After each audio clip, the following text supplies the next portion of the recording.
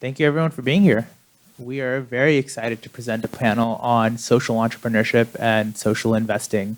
And we have an incredibly distinguished panel of people who have, from the investment space, from technology, from academia, all centered around entrepreneurship, on venture investing.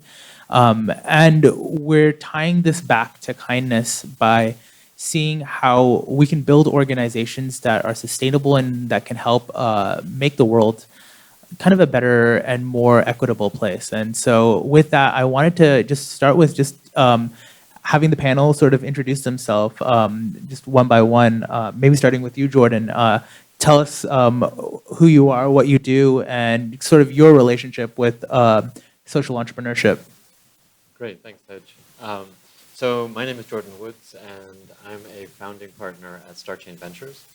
And we are a venture studio based here in Silicon Valley, very much focused on impact investing and growing initiatives that foster what we see as more positive impact. We are focused on Web3 and blockchain technology as well as metaverse. We see these as very transformational technologies that we feel finally give us the toolkit, and I'll be talking a little bit about this, to actually enable true equity and inclusion, which we see as being very important and lacking too much in the world today. We also see that technology can be used not just for technology's sake, but also for social systems and social structures. So thanks, and I look forward to speaking about this more. Yes, my name is Manuel Serapio, and I serve as Associate Professor of International Business and Entrepreneurship at the University of Colorado Denver's Business School. I also serve as Faculty Director of our Institute for International Business and Center for International Business Education and Research. It's one of 16 centers of excellence in the country, focusing on international business and entrepreneurship. Our relationship to social entrepreneurship is that our center does a lot of work in international entrepreneurship that has a social mission, and I'll speak more about that later. Thank you again for inviting us. Thank you. My name is Rahul Bhuman. I'm currently heading emerging business at Tech Mahindra. We are into technology and strategy consulting firm. I've been in technology space for the last 20 years. Before doing this, I was on the investment side. We used to run a fund investing into the Valley ecosystem. Before that, I was running two of the initiatives. One was on agriculture, sustainable agriculture, and I was also in the education space. While I had investments exposure and business exposure that was purely for profit, but when I was running my own companies, it had what we call the double bottom line, where we were looking at the social value and also the financial value. I'm super excited to be here, and thank you for inviting me. Thanks. Hi, Amar here. I'm with Scotiabank on the technology investment banking side. Spent most of my career in banking, some of it with corporate venture investing and engaging with the entrepreneurial community. So the way I see it is, one, every entrepreneur now more than ever in their sort of pitch and the way they approach building their business has to think of sustainability, has to think of impact. And the second is, how do social entrepreneurs come up and create that same story about the impact and the business model that they're working on as any other entrepreneur. So happy to talk more about that. I think, Rahul, you brought up the concept of the double bottom line. I'd love for the panel to talk a little bit more about that. And then Amar, if you can also chime in terms of how that impacts the models that you use towards investments and what that means towards when you're investing in young entrepreneurs who care more about not just the financial impact, but also the social impact. Oh, sure, yeah. So, when it comes to impact investing, what we're looking for is how do we address a social problem or a societal problem with market realities, but bringing in the business focus and the sustainability focus to it. I'll talk more from my experience. I ran two businesses. One was we built the largest biodiesel firm based out of India, where we were vertically integrated from sustainable agriculture at the farmers level to vertically integrating and generating biodiesel. The other one we did on education, where we actually created a university called Mahindra University. So when we first started looking at biodiesel, it wasn't started as a for-profit organization. It was purely I come from an arid region, drought-prone in India. It was more towards how do we help the farmers to build a sustainable lifestyle. What kind of plants they need to grow. Is there a market for that? Through the process, what we understood was, going to the agencies and raising money wasn't sustainable all the time. And we, coming from a business school, we created a business model where we said, how do we create a product and we take the product to the market as well? So the thinking was can we look at the society and the issue that we're trying to solve and then build a business plan around it by bringing in some of the best practices of how we run an enterprise and create it more sustainable. So when I talk about double bottom line is how do we ensure that we have the financial value as we run this business, but how do we also create a societal impact which is also measurable? One of the biggest challenges that I've kind of encountered in my life in that part of the world is how do we measure the societal impact? Is there a metric around it? And if so, how do we kind of elevate it and bring that outcome as to the forefront as it is as a financial side? With that thinking, we continue to build on education as well. But I'll take a quick pause and maybe I'll add more detail on education later. Sure. The only thing I'll add there, I think many great points here, is that know that your audience is also changing. So the investment firms, the investors who are investing in businesses, most large asset managers today have some form of impact investing teams, have portfolio managers that focus either on environment or sustainability or some aspect. So that makes it more and more important for you to clearly articulate your story of the impact that you're having and knowing that your audience cares about it. We're moving from shareholder management to stakeholder management as we see more and more in the business. I know we were discussing education just now. Dr. Serapio, you focus on international business education and entrepreneurship. Do you mind explain to the audience how that sort of relates to social entrepreneurship and what role education sort of plays in building sort of the next generation of social entrepreneurs? First of all, Tej, again, thank you very much for inviting us. We're very pleased to be here, and my center is very pleased to co-sponsor the meeting. So the area that we focus on is international entrepreneurship and international social entrepreneurship.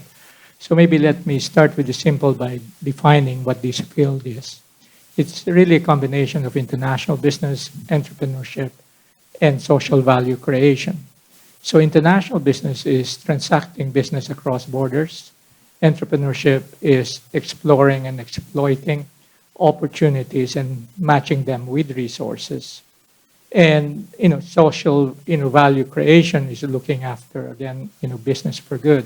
So if you combine the three together, we're talking about transacting business across borders, matching opportunities with resources, with the goal of creating social value. And so we've talked about social entrepreneurship, and I remember in the 1980s the focus was on social wealth allocation, but increasingly the focus has turned to social value creation. This field of social entrepreneurship has become so inclusive, and it's really a big tent. So corporations engage in CSR. They're creating social value, although that's not the key focus of their operations. And then you have organizations that's pursuing, again, social value creation, but they're not necessarily entrepreneurial. what we're focusing on are those ventures which are specifically focusing on social value creation, but at the same time, they are entrepreneurial. So that's the field, Tej. And so, how do you see sort of the mindset shift between, I suppose, generations, right? Like, what do we see as sort of the factors? And this is sort of an open question to the panel. What do we see as sort of the factors that led to the rise of social entrepreneurship? Was the standard single bottom line mechanism insufficient before? Is that the right way to think about it? I'd love to hear from the rest of the panel, and maybe starting with you, Jorden. Sure. So I think there's also a trend which started around 20 years ago called triple bottom line, right? So double bottom line, obviously, is looking at profit and maybe it's people or planet. But triple bottom line is people, planet, and profit. And so you're looking at what is the impact of the business on the earth, ecosystems, people, society, all these types of things. So it's much more than just looking at, are you making money in the business or not? But money is still important, right? So it's not like a nonprofit, it's still a profitable business. So there are, basically, there have been some trends. Climate change is obviously one of them, which has been very important for generating a lot of interest in impact investing. And so when there is something so enormous and it's an existential threat, that starts to make people think. And so if we look at impact investing today just crossed $1 trillion in AUM, so the assets under management. So it's the first year, 2022, about $1.2 trillion AUM. And if you look at that, the majority of the funds are going towards climate-oriented or environment-oriented types of startups, companies, initiatives on a global basis. So that's a big part of it. At the same time, just like with Silent Spring, right, from Rachel Carson, started to generate this kind of environmental interest in people. There have been two trends that came out of that. One is conscious capitalism. So conscious capitalism is basically investors putting their money towards impact-oriented projects. On the other side, from a demand point of view, you have conscious consumerism. So conscious consumerism is people that are going to be purchasing products and services from companies that are generating impact that is positive in society. And so these two trends have been increasing. And so what you've been seeing with a lot of impact investing is you now have dozens of unicorns, right? You have a demand for these products. So it's not just having good in society from a nonprofit. You can actually make money and do good at the same time. I want to say that there's also the ESG movement. The ESG movement has been very big, but ESG is very much focused on do no harm, right? So that's a do no harm type of a model, which is saying, okay, we're not going to generate harm while we make money. But impact investing is we're going to do good, right? So it's fundamentally different, and it's usually tied to the UNSDGs, right, which are over here. And so usually you're picking some of them and you're saying, okay, we're going to be helping to solve the problem which the UNSDGs have put out there. So that's kind of an overview from my perspective. I mean, I can add a couple of points there. I think Jorden makes very valid points. So when we were running our biodiesel and education organizations, many other times, how do you measure the impact becomes critical because there are organizations which are adding real societal value. For example, during the COVID times, I can say Instacart is very impactful. We couldn't go to the grocery store. They got it to us. Telecoms have created real societal impact.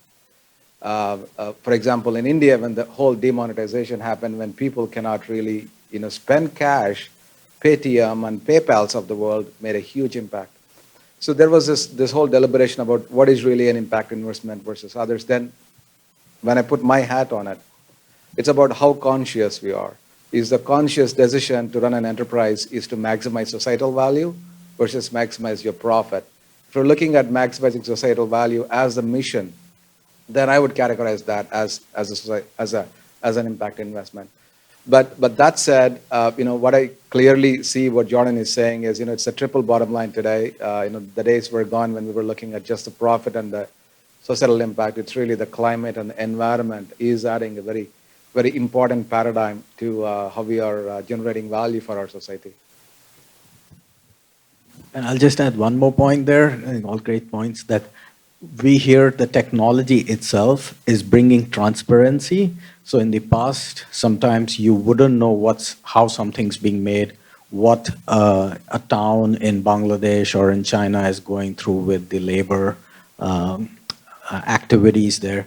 Whereas technology today brings transparency, so the consumer is more aware and therefore demanding more of that consumer consciousness to bring the societal impact that's expected out of entrepreneurships. And that's kind of fueling the social entrepreneurs to go after and build and solve those. So Tej, let me just add the geographic aspect to it. So you said it's generational, and there's no doubt about that, but it is also happening all over the world.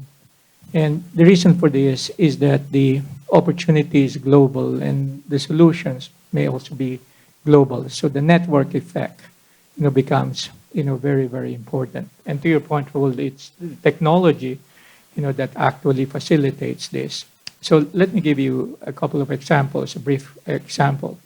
In our book, International Entrepreneurship, my co-author, Professor Chukela, talks about, again, a social venture that was started, in Italy, focusing on mobility, focusing on wheelchairs.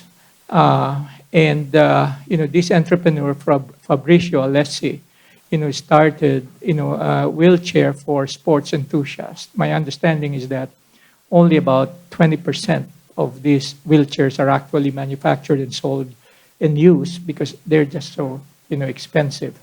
And so this entrepreneur developed an open design platform and made the design available, all over.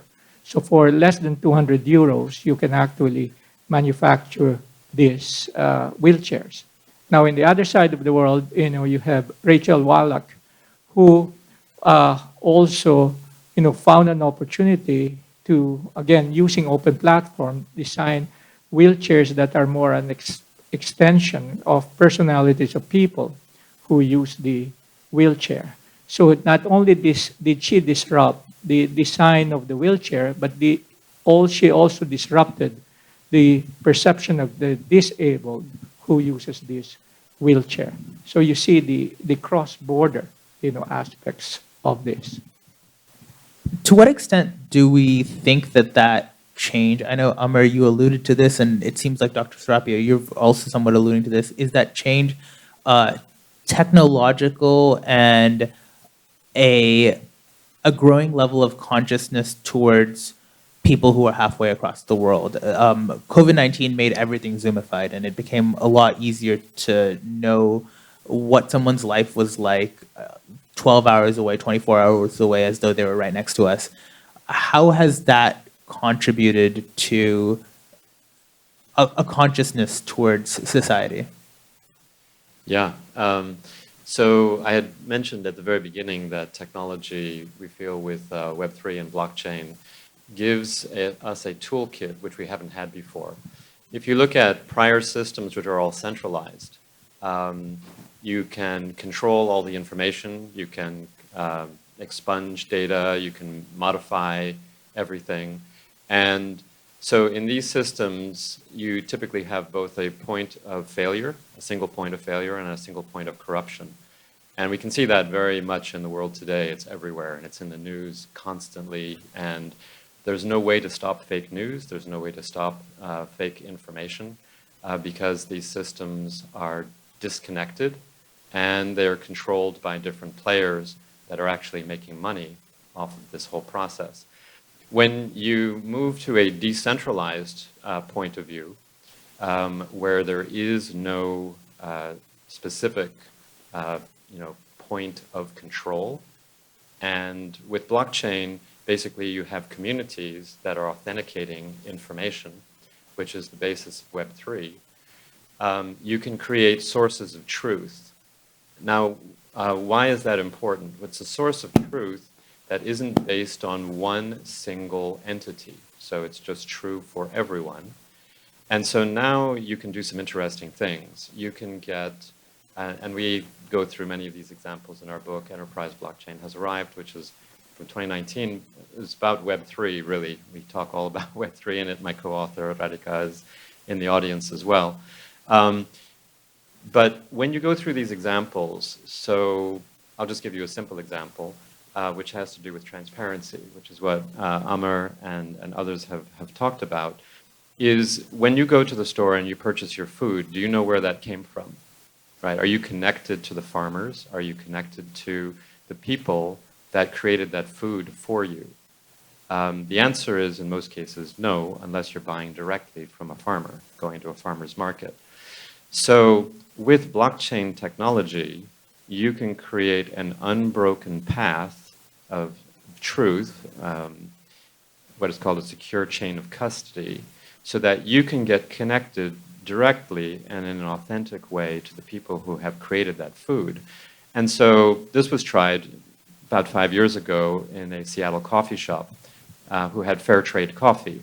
And so when you put something on a shelf and you say it's fair trade, you can say, oh, okay, I hope it's doing good, I'm going to purchase it, it costs more money. But suppose you actually could be connected directly to the people and understand why it's fair trade. Who are the workers? Who are the people? What's their lives? What are they going through on a day-to-day basis? What is their environment like? And so they connected with a grower in Guatemala, a woman who was growing the coffee beans and all of her farmers. And so she was able to, through blockchain, authenticate this story for the people that were purchasing the coffee. So they knew exactly who was growing the beans, how it got to them. They could connect to the workers, they could get information about them. And it really made this an experience that they can understand. This can be done in every industry with everything that we purchase, and supply chains are a $50 trillion market space. So it really connects us to everything. So that's just one small example. We can obviously go through a lot more, but this is how conscious consumerism working with technology can bring empathy and can connect us to other people in the world on a global basis. Yeah, I think that's a great point, and I'll just add to that, like to your point on this picking up post-pandemic, I think people got more conscious of that. And my wife's a social entrepreneur herself, and she's got this Agati Foundation, works with artisans around the world, same supply chain issue.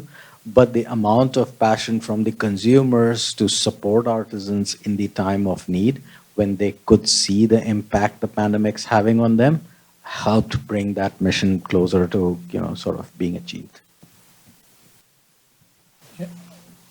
I mean, I'll just add a fundamental premise here. I think you're absolutely right. Technology has created, on one side the transparency and the impact, and understanding the impact of consumers. I think in the last 2 years, especially the pandemic times, the mobile technology, the internet technology has completely shifted the way people do business. I think technology is foundational as we go into impact investing. And I remember impact investing, social entrepreneurship from Kiva times. I don't know how many of you guys remember Kiva, one of the very first microfinance companies. And clearly it got enabled through technology, and technology clearly is the biggest enabler. For those who may not know, do you mind sharing a little bit about Kiva, what Kiva does, and how exactly its business model was effective? It's a bit dusted, but I'll try to do justice. So it was one of the very first company which was giving loans to entrepreneurs who were making sub $1,000 a month kind of a revenue. That market was, the quantum of that market was very big, but the larger banks or the financial institutions helping that SMB segment and individual entrepreneurs was almost non-existent back in the day. Imagine loaning $20 at 15% interest rates to someone in Uganda, right? That wasn't happening. So Kiva essentially innovated that whole ecosystem very early, which gave root, in my view, to the larger microfinance ecosystem that we see. Obviously India was very big. Obviously the Grameen was one of the pioneers in that space.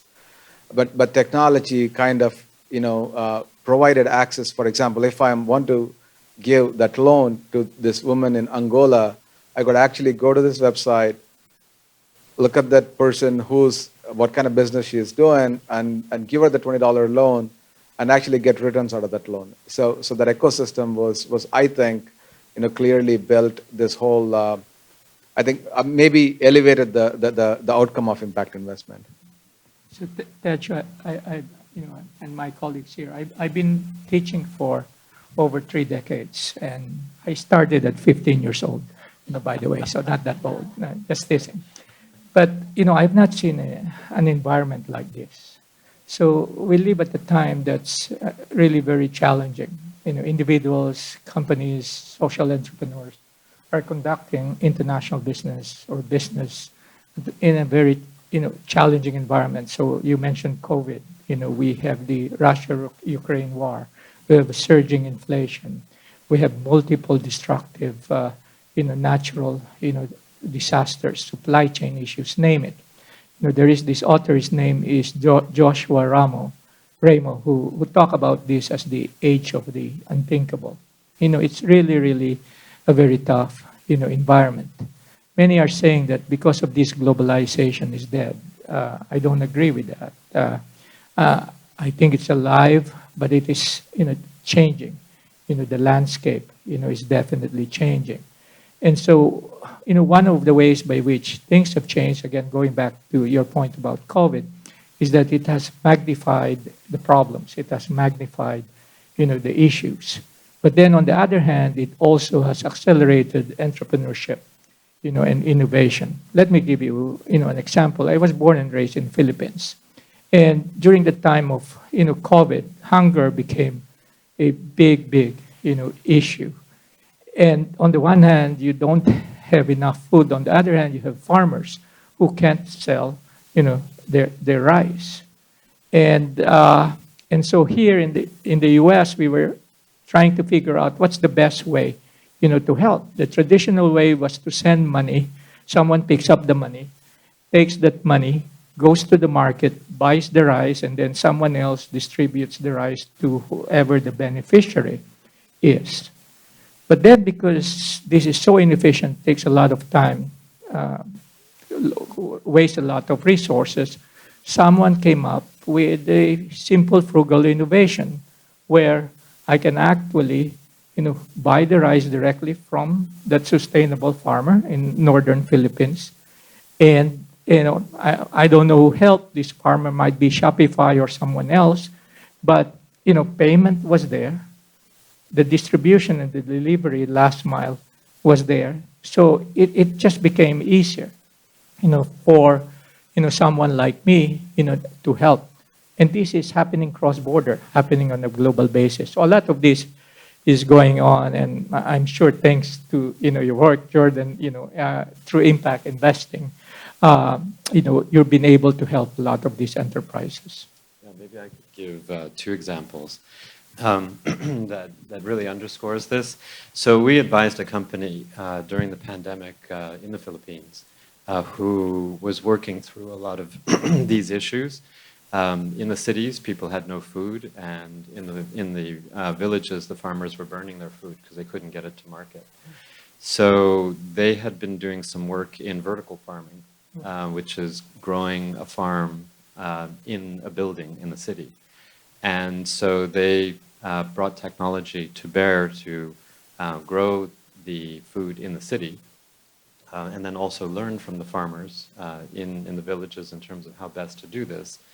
And they grew their first vertical farm and sold everything out very rapidly because people could very quickly come in the city and get access to the food. And then we were working with them in the process of expanding their operation, and very much driven by the pandemic. So that's one example of technology helping to solve a problem. The second example is we have invested in a company in Africa, in Kenya, and there's a big issue that it is based on Kiva, and to your point, Rahul, there's a big issue with regards to women entrepreneurs. Many of them cannot open a bank account for various reasons. It can be cultural, systemic, etc. And so if you have a business and you're a woman and you want to expand your business, if you're not allowed to open a bank account, that can really limit your upside, right, of what you can do. So the company that we have funded, what they are doing is they are enabling through Web3 and cryptocurrencies the ability for women to open a bank account with a digital wallet. They don't really know that it's a digital wallet, so that's part of the solution. You have to make it easy, but you can have a digital wallet. If you look at Kenya, Kenya is very special because of 90% of all transactions in business are carried out through the phone and mobile money. They don't really use cash that much. And so you already have a population that's using technology ahead of us here in the US for purchases. And so if you can put that mobile digital wallet on a device, and you can convert between mobile money, which is M-Pesa, through Safaricom, and you can connect it into the credit card infrastructure that we have in the US, that enables global business. Because if I want to buy something from someone in Kenya, we cannot pay in mobile money. We don't have that facility here in the US. And they can't take credit cards because credit cards don't work that well in Kenya. So you have to have a bridge. So the company that we've invested in has a bridge. So they're able to bridge mobile money and credit cards. So they can also bank unbanked women who are all over the country, many of them in the villages. And so many of these women are creating artisanal types of fashion items, dresses, hats, beadwork, etc. And they can now sell them to people here in the US. And they can get about 10x the amount that they would get in their local market, number one. And they can be paid instantly, right? And people here can get access to products that they otherwise wouldn't be able to access. There's more to this, but I think I've talked enough. So, but there's a lot that can be done, and impact investing can really help uplift a lot of the world using Kiva's model. So I've heard a lot about money movement, about climate change related investments and sustainability related investments, around supply chains and globalization. And all of those typically have a very strong public sector influence, right? Working with governments and regulations that are consistently changing between various government institutions, right? I'd love to hear sort of the panel's thoughts on how social impact corporations can effectively work with government institutions towards, delivering on their double bottom line or triple bottom line, if you will, and how that landscape in terms of priorities of government institutions are also changing. Okay, I can take a shot at it. First of all, I think the relationship with the government, especially the regulators, is very important. When we spoke about the finance and obviously some other platforms, but clearly impact investment goes a long way. It's in education, it's in energy, it's in housing, different sectors. For example, look at energy, right? Today, we are all facing California net metering that's going on. If things go the way the government wants to go, then the amount of money that the consumer makes by selling electricity back to the grid is going to be 75% lower than what folks used to make before this whole change, right? So if you want to look at some other mechanisms to ensure that renewable energy, climate change is a very big focus, then shouldn't it be the opposite? Shouldn't you incentivize consumers to get better economic returns if government has a play in this, right? Especially in India, I remember back in 2010, India has the world's second highest on-grid solar connectivity. It's in giga.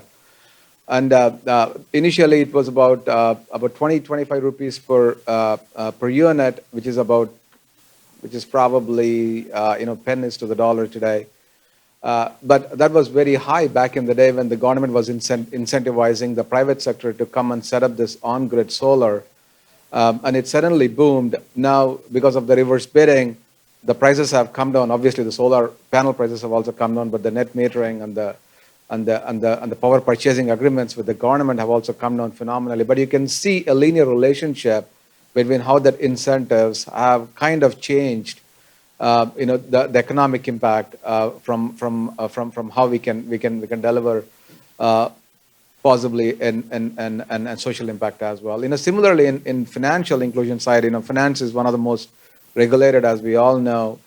Microfinance, especially when we spoke about Kiva, India became very big in microfinance, and very early in the day, it was highly unregulated. This one is more of a positive impact I'm talking about, which was highly unregulated, where folks were giving out microfinance loans at 30, 35% interest rates, which was very high, being an unregulated market, and the consumer who was actually asking for this microfinance loans, and they really need this kind of a money, and they were not banked by anybody else. So there was a whole ecosystem that came in that was giving out loans, even though under the microfinance umbrella, the government came in and started regulating in terms of what is the right interest rates that they can give at a quantum of loan that that folks are giving.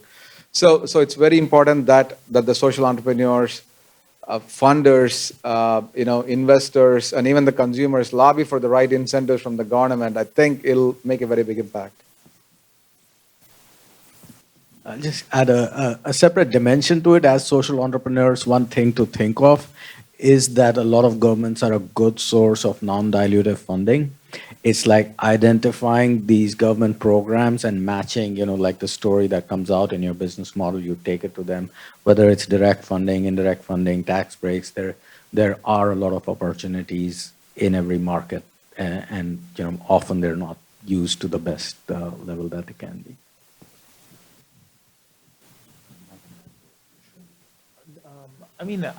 You can feel free to add. And then I have one final question for the audience, because I think we're running out of time. Yeah. Energy and solar is a great one for decentralizing energy, because any of us can put up a solar array and make our own energy, right? And the issue right now is with the laws is that, to Rahul's point about net metering, we have to sell back to the grid, right? We can't just sell to anyone. There are blockchain systems. It's actually happening mostly in Australia and Southeast Asia at this point, and expanding into Africa, where you can sell to anyone, right? You don't need to just sell to the grid. The issue right now is that there are laws that make it so that we cannot sell to each other, right? If I remember when I put up my first solar system, my neighbor said, "Hey, can I get some of that power?" Kind of jokingly, right? And I was like, "What? You want to like attach, a line?" And you've seen that, right, in the countryside, right? People will find these energy lines, and they'll just go in the middle of the night, and they'll tap into the power grid so they can get free power. And I said, "Well, what would I charge you?" Kind of continuing with the joke. And he said, "Oh, well, we'll figure it out," right? So, so anyway, this is some of the issue, right, that there is regulation. And so if you get true deregulation is it's no longer centralized, it's decentralized. Everyone can become a power producer. So that can be a business for any of us that want to get into it. I was a power producer, right, with my home. I did another home. I was generating even more. I know people that want to sell, but we have to go through a net metering, and then you have to worry about what's the regulated amount that you can make from the system. So I think that's a big one, is being able to fully deregulate and then open it up. And then in Africa and other locations as well, you can get microgrids. Microgrids are where you actually have a sustainable energy ecosystem that is built by the community. And it's, again, not tied into the main grid. But that's a really long discussion. So final question to the panelists over here is, any advice that you would give to young social entrepreneurs, how they can educate themselves on the latest topics? And I know we've been talking a lot about, the metrics of social entrepreneurship, what your double or triple bottom line is. What should the metrics for themselves be, right? Like, how should they measure themselves in terms of whether they're on the right path? We're in the education business, so maybe I take a first stab at this. But before I get there, related to the government, question, I think getting governments to realize that we live in a very different age, and this is called the digital globalization age. And many of the rules and regulations and policies were written not for the digital age. So it really starts with that realization. So for example, trade blocks. We have to migrate to digital trade blocks, and they have not figured that out yet. So in the area of education, what we emphasize to our students is, number one, it's important for them to develop the capability to sense, seize, and transform international entrepreneurial opportunities, alertness, and then courage, to take advantage of those opportunities.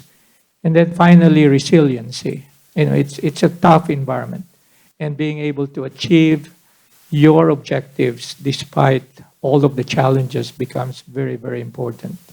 Easier said than done. It's not very easy to teach, and you gain this a lot, through experience. So that will be my message, to the young folks who wants to be entrepreneurs.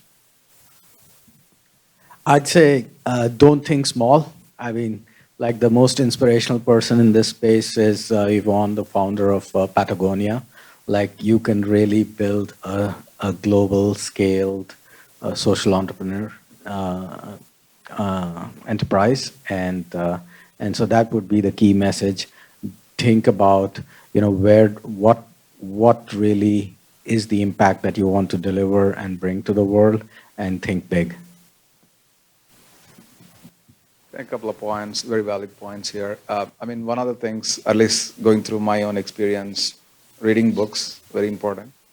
At least the book that gave me inspiration in this space is by Professor C.K. Prahalad, called Bottom of the Pyramid. Essentially kind of opened up my mind towards, hey, there's a whole different world out there. Second is be more involved within the school itself. I remember, I was a president of Net Impact Club in my school. There's also programs like Global Social Venture Competition. You can kind of understand what it means to create a business plan which has got impact around it. And then even internships, right? I know all of us, at least when I was back in school, okay, let's go to Google. Nothing wrong with all the hyperscalers, but you have so many options to do internships and beyond the hyperscalers. I think getting exposed to it. And finally, I think we got to live in the society. I've got a 12-year-old daughter at home, very much into video games, very much into Netflix, very much into iPad. I keep pushing her to kind of get into society more, meet people, talk to people, experience. You get a lot of ideas, being involved with people, right? So these are all 3 or 4 things that I think we should all look into. Yeah, this is something we think about a lot because we're always working with entrepreneurs. We've come up with a framework for how to think about it from the point of view of KPIs, so your key performance indicators. And so if you look at the kind of sustainability metrics, you can look at carbon neutrality, being carbon negative. You can look at well, with regards to ESG, there's different scopes, right? There's scope 1, scope 2, scope 3. So there's yourself.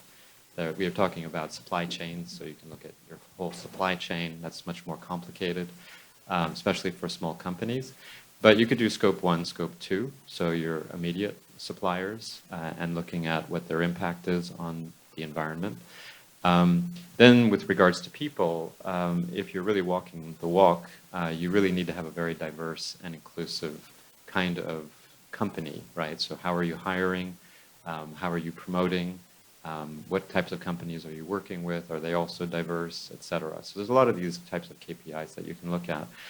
But more than just the KPIs, because that's a little bit dry, there needs to be incentivization, right? So the flip side is, how do you incentivize triple bottom line behavior?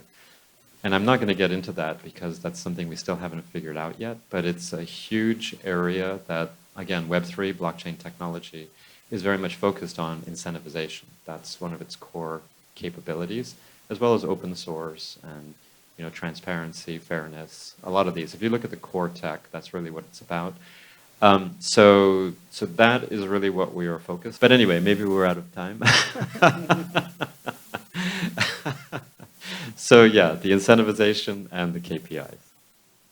Panelists, thank you so much for coming on stage and speaking about social entrepreneurship. Thank you again. Thank you.